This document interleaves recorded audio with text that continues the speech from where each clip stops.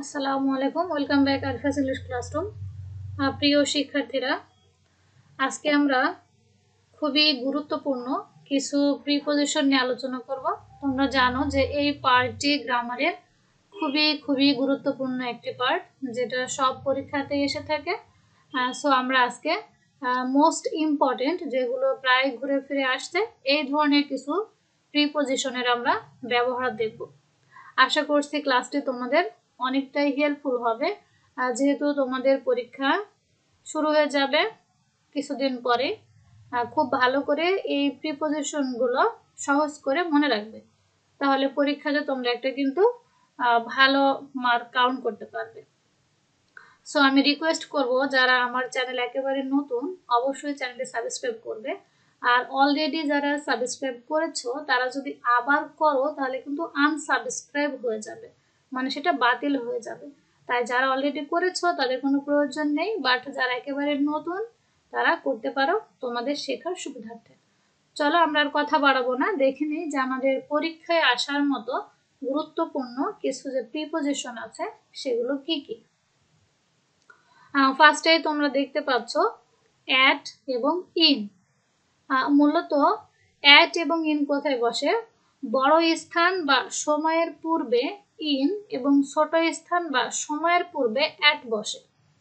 মোটামুটি আমরা এই বিষয়টা জানি, কিন্তু তোমাদের পরীক্ষার স্ক্রিপ্টে, বিশেষ করে যে পরীক্ষার এক্সামে কিভাবে লিখতে হবে, তুমি কি করে বুঝবে যে কোন স্থানে কোনটি বসছে, এটাই হচ্ছে মূল বিষয়। আমরা উদাহরণ ব্যাখ্যা করি। হি লিভস অ্যাট ডিয়েনা ইন খুলনা। দেখো, খুলনার আগে ইন বসেছে, তাহলে বড় স্থান বা সময়ের পূর্বে কি বসে? ইন বসে। তোমার পরীক্ষার হলে যে স্ক্রিপ্ট পাবে বা কোশ্চেন পাবে, খুলনা শব্দটা না থাকতে পারে, অন্য একটা শব্দ থাকতে পারে। তো তোমাকে মনে রাখতে হবে যে বড় স্থান অথবা সময়ের পূর্বে কি বসবে? ইন বসবে। আর ছোট স্থানে কি বসবে? অ্যাট। তাহলে এখানে কি খুলনা ডিএনএ তে বাস করে, তার মানে কি খুলনা বড় জায়গা এবং ডিএনএ একটি ছোট জায়গা। নিশ্চয় বুঝতে পারছো। প্লিজ, যদি তোমাদের কোনো ইনকোয়ারি থাকে অবশ্যই আমাকে জানাবে, আমি সহজ করে বুঝিয়ে দেওয়ার চেষ্টা করব।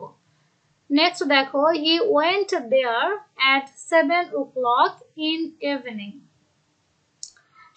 সেখানে সন্ধ্যা 7টার সময় গিয়েছিল। সো এখানে কি বলেছিলাম আমরা, যে ছোট স্থান বা সময়ের পূর্বে, মানে কি ছোট স্থান বা সময়, সেখানে কি বসছে? দেখো, অ্যাট 7 o'clock, 7টার সময় অ্যাট বসছে। এবং সময়ের পূর্বে কি বসছে? এখানে কিন্তু ইন বসেছে। কেন? ইভিনিং এবং 7টা, এই সময়ের মধ্যে কিন্তু পার্থক্য আছে। নিচের লাইনে ব্যাখ্যা করা আছে, আমরা একটু দেখে নিই। সময়ের পূর্বে ইন ব্যবহার করলে তার পূর্বে দা বসে, কিন্তু অ্যাট ব্যবহার করলে দা বসে না। তোমরা এই নোটগুলো খুব ভালো করে মনে রাখবে। নাইট, নুন, ডাস্ক, ডাউন ইত্যাদির পূর্বে অ্যাট বসে।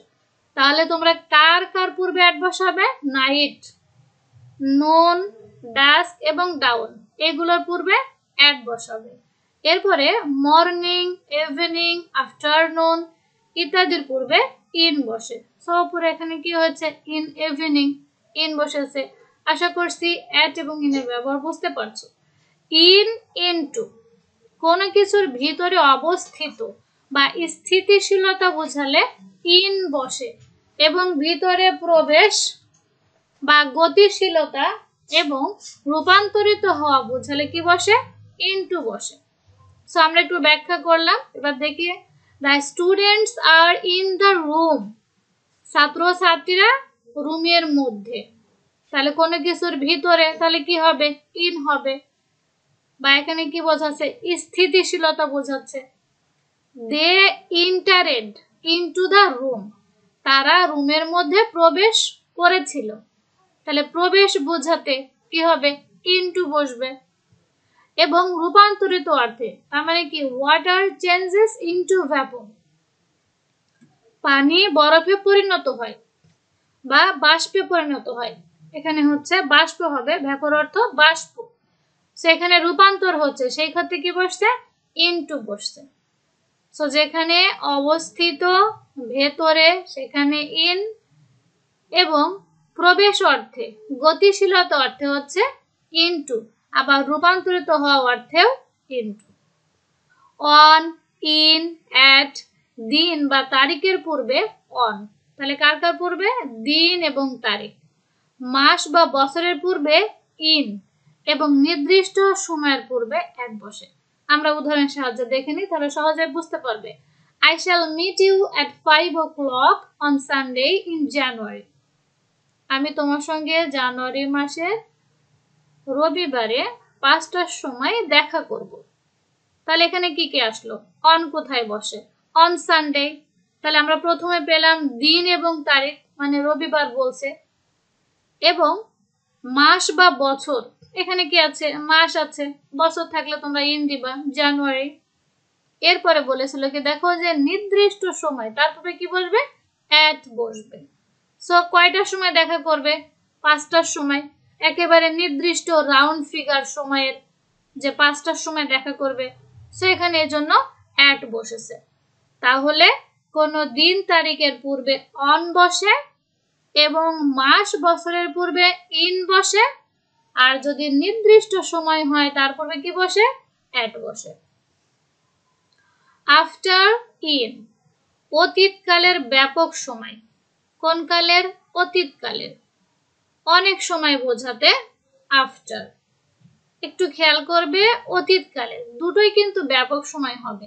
আফটার বসে অতীতকালের ব্যাপক সময় বোঝাতে, এবং ভবিষ্যৎকালের ব্যাপক সময় বোঝাতে বসে ইন। তাহলে আমরা উদাহরণ দেখি। I returned to my native village after 6 months. আমি 6 মাস পর আমার নিজের গ্রামে ফিরেছিলাম। তাহলে এখানে কি? অতীত, 6 মাস পরে।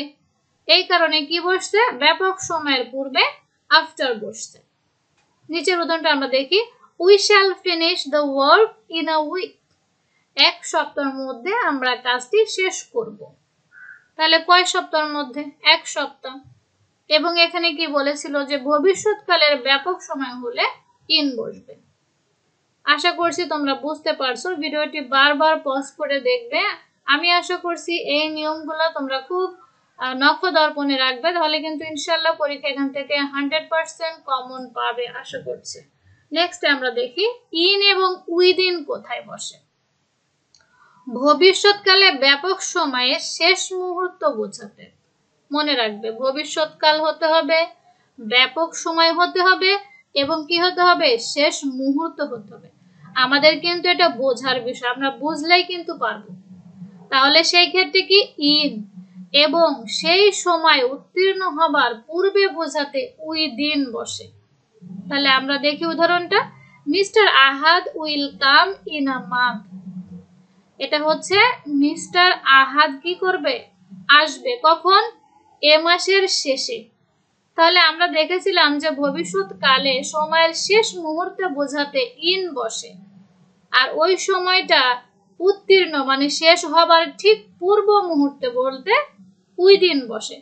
So we will finish the work within a month, যে এই মাসের মধ্যেই আমরা কি করব? কাজটি শেষ করব। তার মানে কি মাসটা কিন্তু এখনো শেষ হয়ে যায়নি, শেষ হওয়ার পূর্বেই কাজটি শেষ করবেন। ইন, বাই, বিফোর, ভবিষ্যৎকালের ব্যাপক সময়ের পূর্বে ইন, ভবিষ্যতের ব্যাপক সময় ইন, এবং নির্দিষ্ট সময়ের পূর্বে বাই বা বিফোর বসে। মানে বাইও বসাতে পারো, বিফোর বসাতে পারো।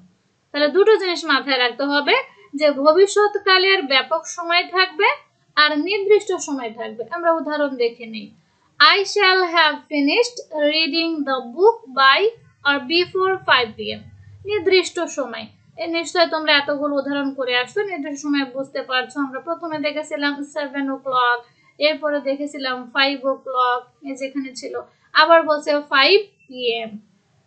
তাহলে এখানে কি হবে? বাই অথবা বিফোর, যে আমি বেলা 5টার মধ্যে কি করব? আমার লেখাটা পড়াটা শেষ করব 5টার আগেই। আচ্ছা, he will come in a month. He will come in a month, ব্যাপক সময়ের পূর্বে কি বসছে? ইন বসছে। ইন, অন, টু, সীমার মধ্যে বোঝাতে ইন, সীমা, আর সীমা মানে হচ্ছে তোমার পরিসীমাটা কতটুকু। সীমার বাইরে বোঝাতে টু, এবং সীমার উপরে বোঝাতে অন বসে। যেমন the Sundarban is to the south of the country. তাহলে এখানে সীমার যখন কোথায় বোঝাবে? সীমার বাহিরে বোঝাবে, তখন সেটা কি বসবে? টু বসবে। আর সীমার মধ্যে বোঝাতে কি বসবে? ইন বসবে। আর যদি উপরে বোঝায় তাহলে কিন্তু অন বসবে। So Dhaka is on the Buriganga, এটা কি? সীমার একেবারে উপরে বোঝাচ্ছে। ঢাকা বুড়িগঙ্গা নদীর তীরে অবস্থিত, একেবারে উপরে, সীমার উপরে একটা সীমানা থাকবে, সেই সীমার উপরে বোঝাতে অন বসবে। আর সীমাটা যদি পার হয়ে যায়, বাহিরে হয়, তাহলে টু বসবে। আর সীমার মধ্যে বোঝাতে কি বসবে? ইন বসবে। যেমন Dhaka city college is in the heart of the city. আমরা নেক্সটেও কিছু দেখব উদাহরণ। 8 নম্বরে আমরা দেখি ইন, আফটার। ফিউচার টেন্সে ইন এবং পাস্ট টেন্সে আফটার ব্যবহৃত হয়। ফিউচার টেন্সে, তাহলে টেন্স এখানে মনে রাখতে হবে, ফিউচার টেন্সে কি বসবে? ইন, এবং পাস্ট টেন্সে বসবে after. My father will come from the States in a week. বলছে আমার বাবা 1 সপ্তাহের মধ্যে ফিরে আসবে। কোথা থেকে? স্টেটস, রাষ্ট্র থেকে। সো এখানে কিন্তু আমরা দেখছি যে ভবিষ্যৎকাল বোঝাচ্ছে, এই কারণে কিন্তু ইন বসলো। নিচেরটা আমরা দেখি, his father died after 2 months। 2 মাস হলো তার বাবা মারা গিয়েছেন, তাহলে কাজটা শেষ হয়ে গিয়েছে, এখানে হচ্ছে আফটার বলবে। সো তোমরা খুব সহজে মনে রাখবে যে ভবিষ্যৎ টেন্স বোঝালে ইন বসে, এবং আফটার যেটা অতীতকাল বোঝায় সেটাতে আফটার বসে। সিন্স, ফ্রম, ফর, নির্দিষ্ট সময়ের পূর্বে সিন্স বা ফ্রম, এবং ব্যাপক সময়ের পূর্বে ফর বসে। সিন্স দ্বারা শুধু অতীতের নির্দিষ্ট সময়, তাহলে সিন্স দ্বারা কি বোঝায়? শুধু অতীতের নির্দিষ্ট সময়, এবং ফ্রম দ্বারা সব টেন্সের সময় বোঝায়। এটুকু খেয়াল করবে, সিন্স যখন তুমি বসাবে তখন শুধুমাত্র অতীতের নির্দিষ্ট সময়টাই বোঝাবে, বাট তুমি যখন ফ্রম বসাবে তখন কিন্তু সব টেন্সের সময়ই বোঝাবে।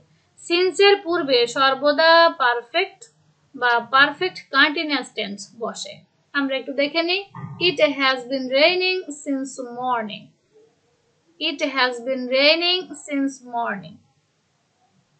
দেখো এখানে সিন্স হয়েছে, সকাল থেকে বৃষ্টি হচ্ছে। It has been raining for 2 hours। তাহলে কি 2 ঘন্টা, নির্দিষ্ট সময়, তারপরে কি বসলো? ফর বসলো। বিসাইড, বিসাইডস, পাশে অর্থ বোঝাতে বিসাইড, এবং ইহা বা ছাড়া, অধিকন্তু বোঝাতে বিসাইডস বসে। তাহলে কি অর্থে? পাশে যখন বোঝাবে তখন তুমি বসাবে বিসাইড, এবং ইহা বা অধিকন্তু ছাড়া, ব্যতীত, এসব ক্ষেত্রে বলবে বিসাইডস। যেমন হি স্যাট বিসাইড মি, সে আমার পাশে বসেছিল। এখানে বিসাইড পাশে অর্থ। Besides this pen I have 2 other pens। হচ্ছে এ দুটো কলম ছাড়াও আমার আরেকটি কলম আছে। beside this pen, এই কলম ছাড়াও, I have 2 other pens, আমার আরো দুটো কলম আছে। তো ছাড়া অর্থ কি বলবে? besides বলবে। between, among, দুইয়ের মধ্যে between এবং দুইয়ের অধিক হলে among বসে। তার মানে দুই মানে কি? দুইজনের মধ্যে বা দুটোর মধ্যে তুলনা করা হলে তখন between বসে, আর হচ্ছে অনেকের মধ্যে হলে among বসে। যেমন divide the mangoes between the 2 boys, এই দুটো মানে বালকের মধ্যে আমগুলো ভাগ করে দাও। সেখানে কি হবে? দুইজন আছে, এজন্য কি হবে? between। এবং divide the mangoes among them, তাদের মধ্যে মানে অনেকে আছে, মানে দুইয়ের অধিক আছে। by with, যে করে তার পূর্বে by, এবং যার দ্বারা করে তার পূর্বে with বসে। আমরা উদাহরণ দেখি, তাহলে ক্লিয়ার হয়ে যাবে। the tiger was killed by the hunter with a gun, বাঘটিকে হত্যা করেছিল শিকারী কি দিয়ে? গান বা বন্দুক দিয়ে। কে হত্যা করেছিল? the hunter, শিকারী, তার পূর্বে বসবে by। এবং কি দিয়ে হত্যা করেছিল? গান। এর পূর্বে বসবে উইথ। অন ওভার, লাগালাগি অবস্থায় ওপরে হলে অন বসে এবং স্পেস রেখে ওপরে হলে ওভার বসে। স্পেস মানে ফাঁকা, মানে একেবারে লেগে আছে, তুমি টেবিলের উপর দেখো দেওয়া আছে। উদাহরণ আমরা দেখি, the book is on the table, বইটি টেবিলের ওপরে। তার মানে কি বই আর টেবিল একবারে লেগে আছে, স্পর্শ অবস্থায় আছে। The clock is over the cupboard, ক্লকটি হচ্ছে আলমারির ওপরে, মানে ঘড়িটি আলমারির ওপরে ফাঁকা জায়গা রেখে আছে, এখানে হবে ওভার। আর লাগালাগি অবস্থায় থাকলে হবে হচ্ছে অন।